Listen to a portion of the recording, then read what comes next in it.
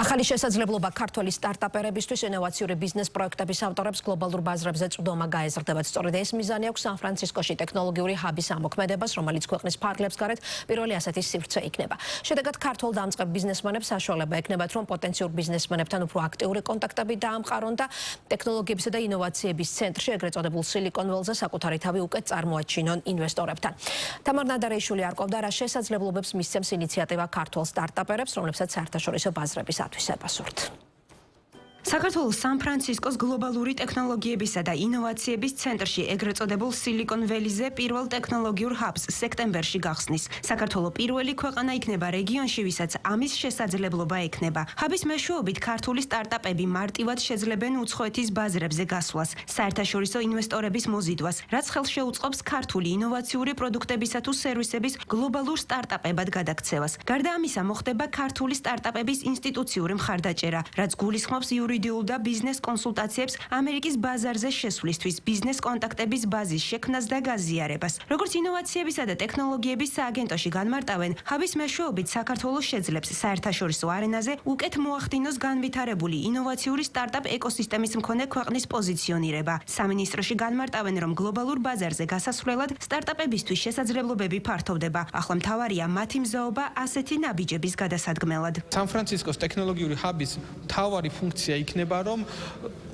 თვითონ აღუძრას ინტერესი, რომ საქართველოში არის ძალიან წარმატებული ინოვაციური ეკოსისტემა, ყავს ძლიერი სტარტაპები, რომ მათ მოусმინონ ელემენტარულად ქართულ სტარტაპებს და შემდგომში მიიღონ დაფინანსების გადაწყვეტილება. სილიკონის ველში ჩადის მთელ მსოფლიოდან ყველა სტარტაპი აბსოლუტურად, იმიტომ რომ ფული იქ არის, ინვესტორები იქ არიან, ძლიერი ტექნოლოგიური კომპანიები სწორედ იქ არიან. აქ არ იქნება კონკრეტული შერჩევა, რომელ სტარტაპს შეიძლება ამ რესურსის გამოყენება, რომელს არა. ეს იქნება აბსოლუტურად ყველასთვის, ნებისმიერი ქართული სტარტაპისთვის, რომელსაც აქვს მისი, ასე ვთქვათ, პროდუქტის მზაობა უკვე უზრუნველყოფს იმას, რომ საერთაშორისო ბაზრებზე გავიდეს და რა თქმა უნდა, სილიკონის ველი და სან-ფრანცისკო არის ყველაზე მთავარი ეპიცენტრი არის ინოვაციური ეკოსისტემის. მნიშვნელოვანი მოვლენა ჩვენთვის იქნება ეს, იმიტომ რომ ჩვენი სამიზნე ბაზარი არ არის რეგიონი და აღმოსავლეთ ბაზრები და ჩრდილოეთ ბაზრები, ჩვენი სამიზნე ბაზარი არის დასავლეთის ამერიკის ბაზარი კონკრეტულად და ამერიკის ბაზარს რაც უფრო დავუახლოვდებით,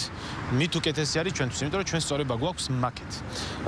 2022-ში ჩვენ გვქონდა იმის მცდელობა, რომ ამერიკის ბაზარზე შევსულიყავით, მაგრამ მაშინ როგორც აღმოჩნდა, ჯერ არ ვიყავით მაგისთვის მზად და ამიტომ მოგვიწია მაგ შესვლის გადადება. საქართველოს ფარგლებს გარეთ სან-ფრანცისკოში პირველი ტექნოლოგიური ჰაბის შექმნა იყო განხილვის ერთ-ერთი მთავარი თემა საქართველოს პირველ ვიცე-პრემიერსა და საქართველოში ამერიკის ელჩს შორის გამართულ შეხვედრაზე. როგორც უწყებაში განმარტავენ, წლები ამერიკა ქართული სტარტაპის მხარდამჭერია. ტექნოლოგიური ჰაბის გახსნა ეკონომიკისა და საგარეო საქმეთა სამინისტროების ერთობლივი ინიციატივაა. ამასთან დაკავშირებით უწყებებს შორის ურთიერთთანამშრომლობის მემორანდუმის გაფორმება იგეგმება. ამერიკის შეერთებული შტატები და კერძოდ სილიკონის ველი ქართული ინოვაციური სტარტაპ ეკოსისტემის უმთავრესი პარტნიორია მისი შექმნის პირველივე დღიდან. როგორც იცით, აქ არის თავმოყრილი მსოფლიოს ვენჩურული კაპიტალის და ინტელექტუალური რესურსის აბსოლუტური უმრავლესობა. ამდენად, ქალაქ სან-ფრანცისკოში საქართველოს ინოვაციური ჰაბის გახსნა უმნიშვნელოვანესი წინგადადგმული ნაბიჯი იქნება ქართული სტარტაპ ეკოსისტემის კიდევ უფრო გაძლიერებისთვის და შემდეგ ეტაპზე გადასაყვანად. ეს არის უდაოდ კარგი გაგრძელება და თამდევი ნაბიჯი ჩვენი ქვეყნის ტექნოლოგიური განვითარების პოლიტიკის. სილიკონ ველი არის ლიდერი ტექნოლოგიური განვითარების მიმართულებით, გლობალური ტექნოლოგიური განვითარების მიმართულებით. შესაბამისად, ჩვენი მთავარი მიზანი არის, რომ ჩვენი ქვეყანა მოხვდეს გლობალური ტექნოლოგიების განვითარების რუკაზე და ინოვაციების ჰაბი არის საუკეთესო საშუალება ამისთვის. საქართველოში ტექნოლოგიური ჰაბი 9 ქალაქშია გახსნილი. ყველაზე დიდი ჰაბის გახსნა მიმდინარე წლის სექტემბერში ქუთაისში პარლამენტის ყოფილ შენობაშია დაგეგმილი.